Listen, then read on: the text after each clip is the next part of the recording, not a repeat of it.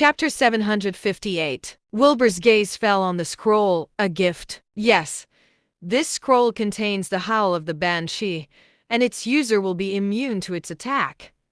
It's pretty rare, smiled Zenith. Even Wilbur was a little stunned. The howl of the banshee was already a high-level skill, terrifyingly powerful. Even someone of the sanctuary level, if caught off guard, might have their soul crushed from its attack. On top of that, the spell scroll was capable of releasing its power in the blink of an eye. That definitely made it good for surprise attacks. Something like this was indeed extremely precious. Next to Wilbur, Yumi was completely shocked as well. The scroll was a weapon powerful enough to kill someone of the sanctuary level.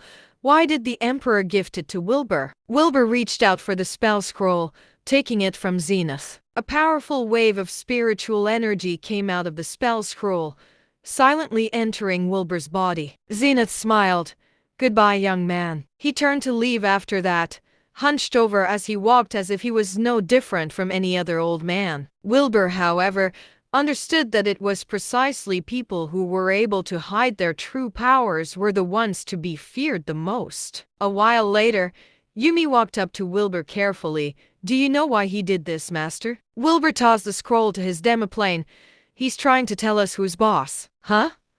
Yumi was a little confused. Wilbur said, he was fully capable of giving something so powerful away as a gift. That means he has even more terrifying stuff up his sleeves. This is just his way of showing me who's in charge here. And why would he need to do that? Yumi asked, stunned by the revelation. I don't know, but it looks like he doesn't mean any harm, said Wilbur. Yumi heaved a sigh of relief.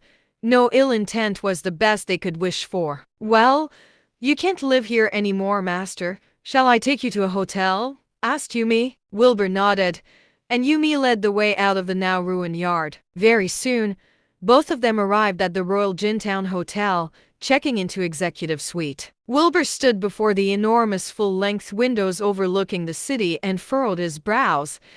It was unclear what he was thinking about. Yumi did not dare disturb him and merely waited behind him. It was already evening then. Over on the busiest street in the Jintown business district, Seth stood with his three friends, all of them wearing forlorn expressions. Let's get it over with, bro.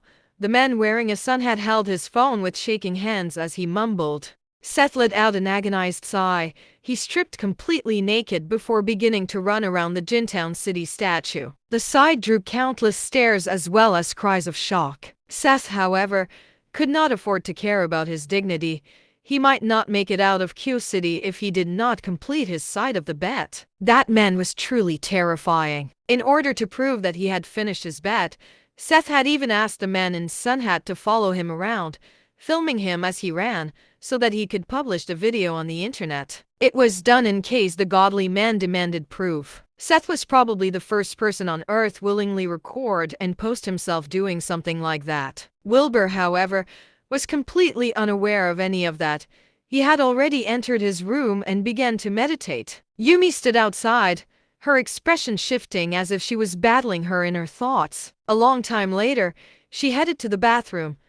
Yumi ran herself a bath, filling the tub with fragrant oils before stepping in. Over an hour passed, and she washed herself thoroughly. Yumi wrapped a towel around herself, coming up to Wilbur's room. She rapped on the door softly, her chest thudding heavily with every knock. After a long pause, there was no answer. Yumi's face fell, nearly tearing up. She gritted her teeth and tried pushing the door open.